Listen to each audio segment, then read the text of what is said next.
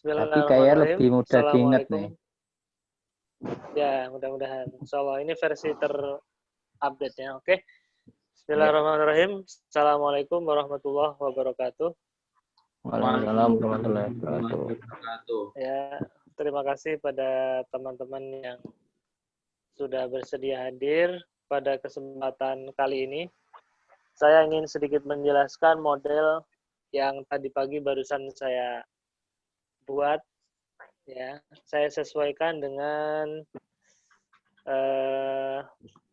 materi di sini, Akademi Kesadaran Diri Ibadur Rahman. Karena sebetulnya ISR ini aplikasinya luas, tapi perlu penyesuaian materi untuk masing-masing audiensnya. Kadang siswa, ada guru, ada mahasiswa pelajar, dan macam-macam itu saya perlu penyesuaian gitu. Ya mungkin sebetulnya materi intinya sama, cuman alangkah baiknya ketika kita menyesuaikan tema yang kita usung ketika itu. Nah, pada kesempatan kali ini saya ingin mendudukkan ISR ini dalam satu rangkaian pembelajaran di Akademi Kesadaran Diri Indonesia Ibadur Rahman. Jadi Ibadur Rahman ini adalah sebagai acuan kita nantinya, ya, sehingga kita tidak kehilangan arah, kira-kira gitu ya. Baik, kita mulai dari sini, dari kondisi ini ya. Kondisi ini saya ambil rata-rata kondisi masyarakat Indonesia pada umumnya, yang mana tingkat kesadarannya itu masih rendah sebagaimana kita ketahui ya. Itu ada di bawah log 200 lah gitu. Sehingga ISR ini fungsinya untuk mengkatrol sebagai katalisator dari masyarakat pribadi yang pasif ke pribadi yang partisipatif. Udah tahu bedanya ya? Pasif sama partisipatif kalau kita lihat dari peta penyaksian diri di tabel peta Hawking itu kan ada ego, mind, universe, dan keilahian. Pasif ini tentu dia ada di bawah 200. ISR ada di sini. Sehingga otak seseorang partisipan dalam kehidupan sehari-hari. Sampai di sini bisa dipahami ya? Bisa. Mas. Apa? Ya, bisa. Saya lanjutkan dulu. Bisa ya? Nah, bisa. Kita perlu mengenal, meyakini, dan menemukan bahwa diri kita sejatinya itu adalah Abdullah. Ini harus kita yakini betul ini. Harus kita yakini betul sedari awal. Dan sebagai Abdullah, kita memiliki tugas-tugas kekhalifahan di muka bumi ini.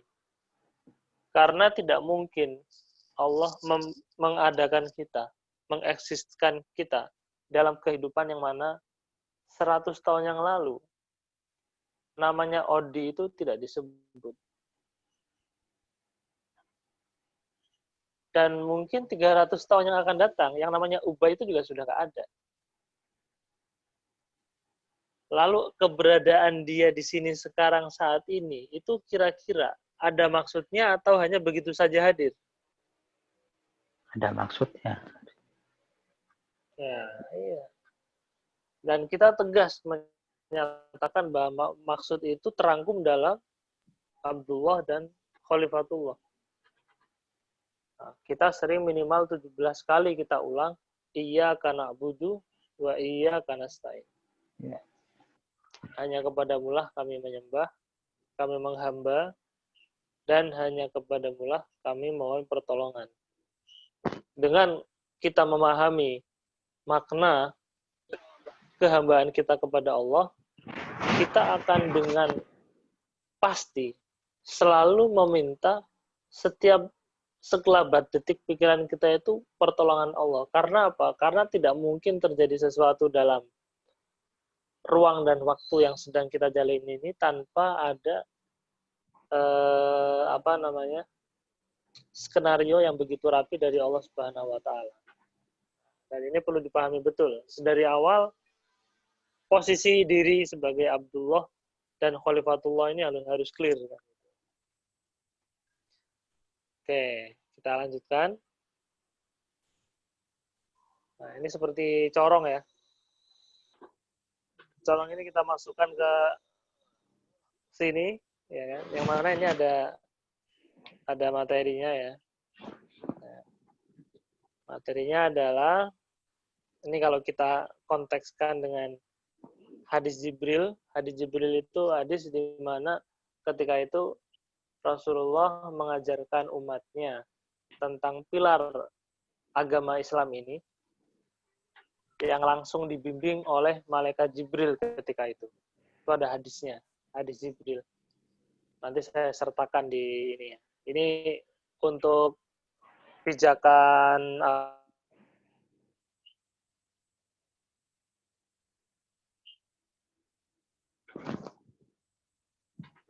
Putus Mas, suaranya hilang Mas. apa? Sempat hilang suaranya, Mas. Oh, sempat hilang suaranya. Oke. Sekarang gimana? Sudah jelas? Ya, siap, jelas. Oke. Hadis Jibril itu menjelaskan tentang 4 pilar ini. Apa itu? Islam, apa itu? Iman, ihsan, dan tanda-tanda hari kiamat. Ini satu kesatuan yang tidak terpisah. Ini satu paket. Sementara banyak yang kita mendapatkan penjelasan tentang hadis Jibril itu berhenti pada 3 poin ini. Nah, makanya seorang ulama pemikir besar dari Yaman namanya Habib Abu Bakar Al-Adani. Saya pernah sowan juga, saya pernah minta ijazah pada beliau untuk buku-bukunya ya. Nah, sebenarnya ini ada bahasan kitab khusus Nubdhatus Sugro kalau nggak salah itu ya, tentang fikih tahawulat. Nah, fikih tahawulat itu membahas tentang eskatologi atau bahasan tentang hari akhir. Nah, sehingga apa? Pondasi Abdullah ini dibangun dengan Islam, iman, dan ihsan, sementara spirit Khalifatullah, bagaimana kita memakmurkan kehidupan bumi ini dengan semangat fikih tahawulat ini. Apa sih fikih tahawulat itu? Fikih tahawulat itu adalah bagaimana kita memahami fenomena akhir zaman ini dengan ketajaman jiwa, dengan ketajaman hati. Makanya ini perlu koneksi dan dia perlu modal yang cukup. Iman kuat, Islam mendalam, dan ihsannya terlatih. Sehingga mata hati jiwa kita itu terang gitu ya. Dan ketika melihat berbagai mana fenomena itu, kita bisa melihat inti daripada apa yang ada di baliknya. Akhirnya kita tidak hanya sekedar menjadi follower, tidak sekedar menjadi the watcher, experiencer, atau observer. Kita langsung naik pada the witness, penyaksian. Nah, gitu kira-kira. Ini hadis Jibril di sini. Nah, terus kita rinci lagi, ketika kita ingin mendalami apa itu Islam, iman, dan ihsan, kita kan butuh spirit, kita butuh modal awal lah.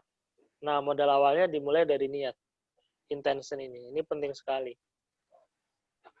Karena intention niat ini akan mendrive kita, akan meng-create proses dan tujuan akhir.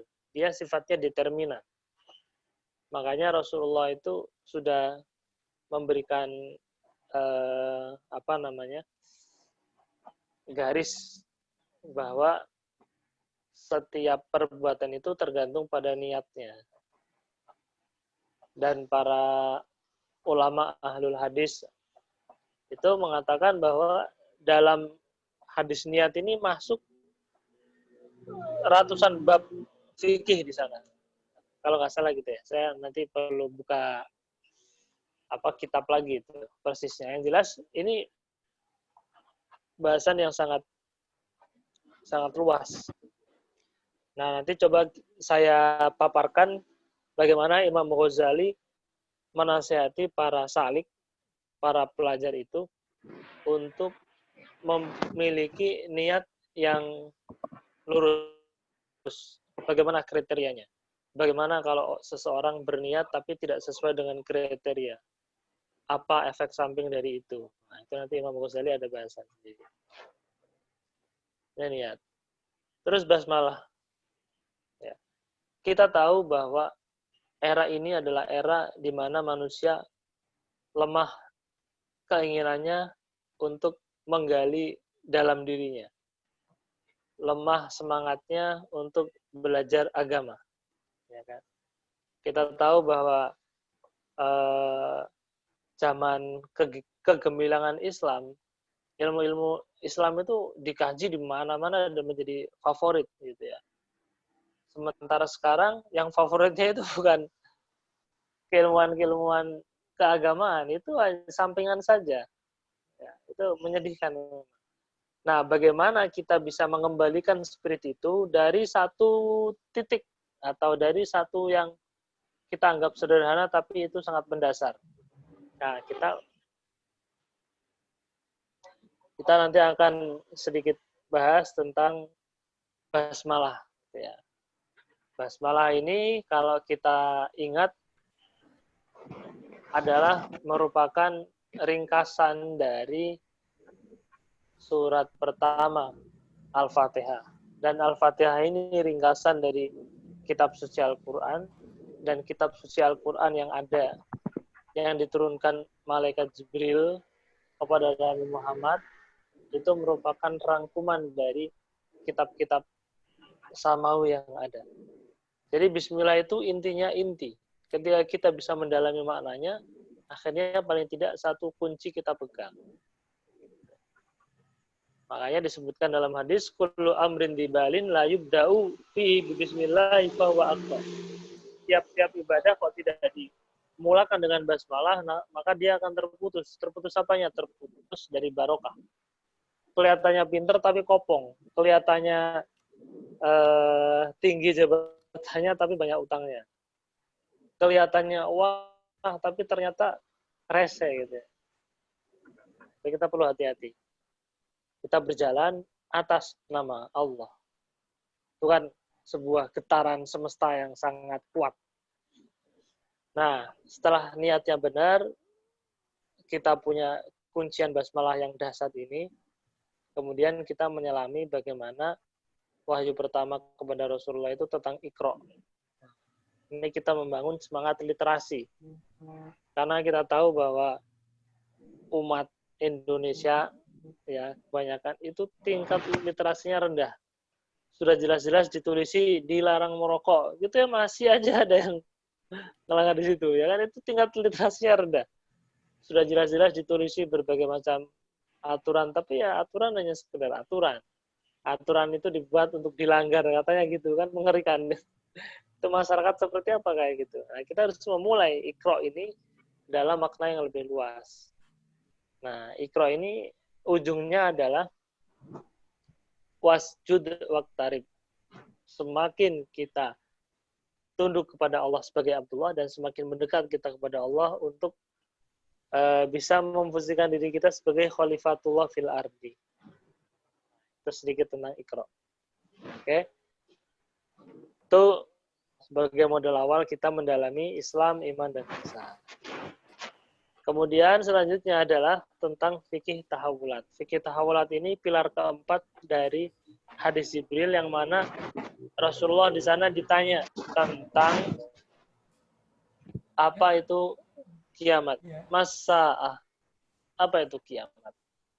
Ditanya ontologisnya tentang hari kiamat itu apa? Wujudnya apa? Kemudian Rasulullah memberikan jawaban yang juga sangat indah ya. Mal mas'ulu anha laisa bi'a'lama minas sa'il. Yang ditanya pun sebetulnya tidak juga lebih mengetahui daripada yang menanya. Karena memang hari akhirat, hari akhir, masa depan, masa gaib itu Allah saja yang tahu gitu. Kalau Allah tidak singkapkan ya tidak mana tahu kita. Nah, dari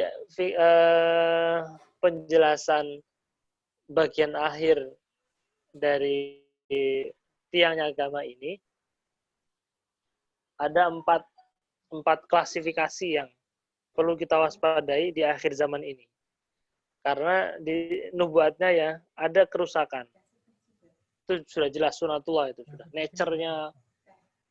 Nature-nya kehidupan dunia itu seperti itu. Sudah tidak bisa dipungkiri. Gitu ya. Sudah tidak bisa dipungkiri. Nah, ada 4 hal. Nah, ini rumusannya Habib Abu Bakar Al-Adhan ini sangat indah sekali ya. Ada kehancuran atau ada kekosongan, tidak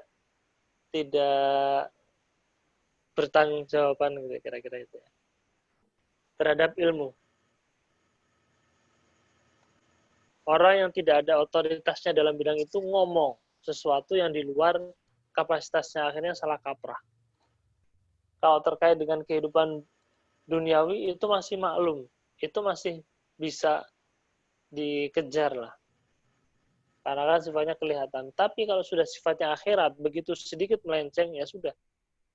Makanya keplesetnya lisan orang yang berilmu itu lebih bahaya daripada lisannya orang awam yang belum belajar ilmu. Nah, tapi bukan berarti kita tidak menuntut ilmu, karena menuntut ilmu itu adalah sebuah kewajiban yang tidak bisa diwakilkan. Harus, mau nggak mau. Umat Islam yang kesehariannya sholat, dia harus tahu bagaimana cara toharoh, dia harus tahu bagaimana cara mensucikan diri dari hadas, dan seterusnya. Ilmu. Kemudian, i'tiqad. I'tiqad itu keyakinan. Rusaknya keyakinan. Keyakinan kepada Allah, keyakinan kepada Rasulullah, keyakinan kepada syariat. Sekarang tidak sedikit orang yang melecehkan syariat. Padahal di antara ciri orang yang bertakwa adalah mereka yang mengagungkan syariat Allah. Dzalika wa may yu'azzim sya'airallah fa innaha min taqwal qulub. Itu kalau nggak salah ayatnya itu ya. Nah, kemudian selanjutnya kerusakan terhadap hukum.